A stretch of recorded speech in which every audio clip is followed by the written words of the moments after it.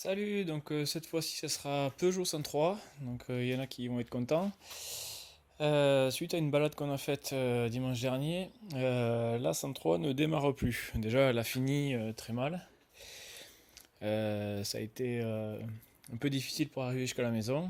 Il fallait bien la lancer, une fois qu'elle était démarrée, il fallait pas être à bas régime ou sinon incalé. Et puis maintenant qu'elle est froide, elle redémarre plus du tout. Donc eh ben, on va chercher la panne.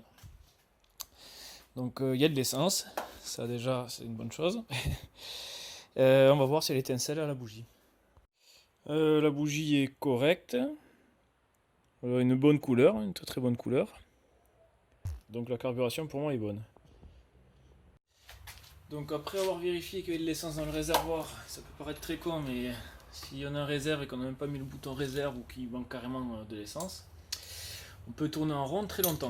Donc ça c'est bon, il y a de l'essence. Maintenant la bougie, on la branche sur l'antiparasite, on met sur la culasse et on regarde si elle étincelle. Je sais pas si j'arriverai à faire les deux à la fois là. Oui, l'étincelle est là. L'étincelle est là et elle est belle. Tancogné, bon, il n'y a pas de trou dans le piston. Le piston a l'air en bon état, propre. Donc ça c'est une bonne chose aussi. Quelque chose qui me choque, c'est que les écrous de la culasse sont très faiblement serrés. Vraiment, je peux rajouter un huitième de tour très facilement. Donc là, les 1,2 kg, on les a pas. Mais bon, si on aurait perdu le serrage et donc de la compression par fuite entre la culasse et le cylindre, on aurait vu les traces d'essence ou enfin, d'expulsion du mélange. Je vois rien. Et c'est quand même bizarre que ce soit aussi desserré, donc je vais les resserrer, on va refaire un démarrage pour voir. Bon, mais j'ai remis 1,2 kg avec la clé dynamo. Ouais, j'ai pu faire quand même un demi-tour à chaque écrou presque. Donc déjà, il y a un truc qui va pas. Bon, ben on va remonter la bougie, on va réessayer. Bon, ben on va essayer.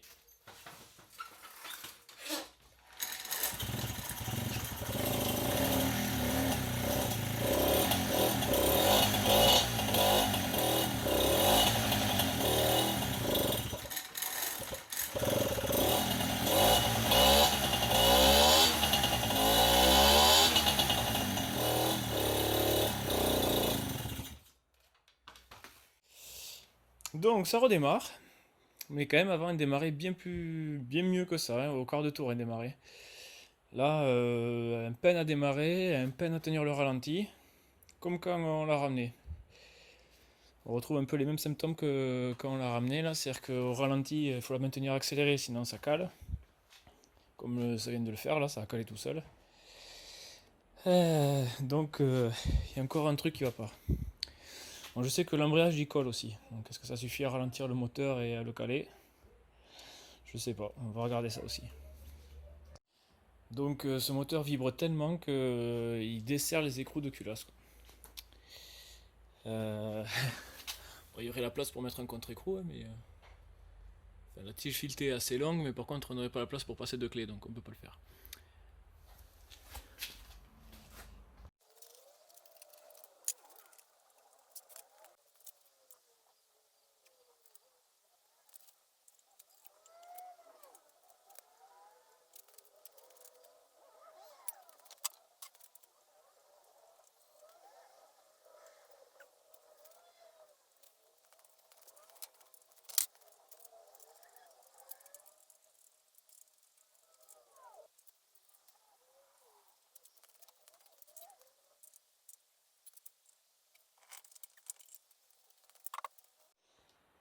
Bon, mais voilà, c'est assez vite démonté, surtout pour moteur à air, c'est quand même plus rapide qu'un liquide. Donc voilà,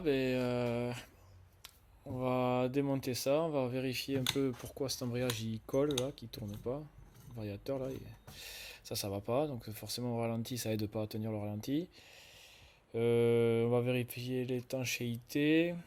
J'ai vu qu'il y avait des traces de fuite au niveau de la jointe culasse de l'autre côté, mais c'est vraiment très léger. Donc Pourquoi pas changer le joint tant qu'on y est.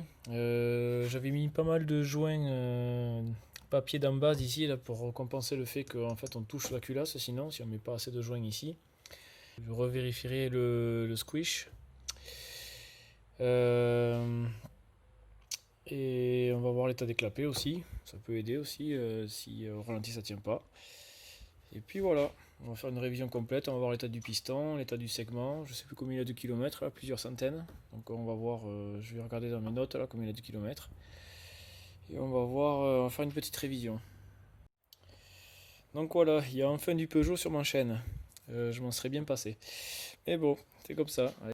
On va en profiter pour nettoyer le carburateur aussi, ça lui fera pas de mal. On démonte intégralement, coup de nettoyant frein, de tout ce qu'on veut, et soufflette dans tous les trous. Ça lui fera du bien aussi. Donc voilà, révision générale du moteur. Comme ça on repart bien. Allez, à la prochaine.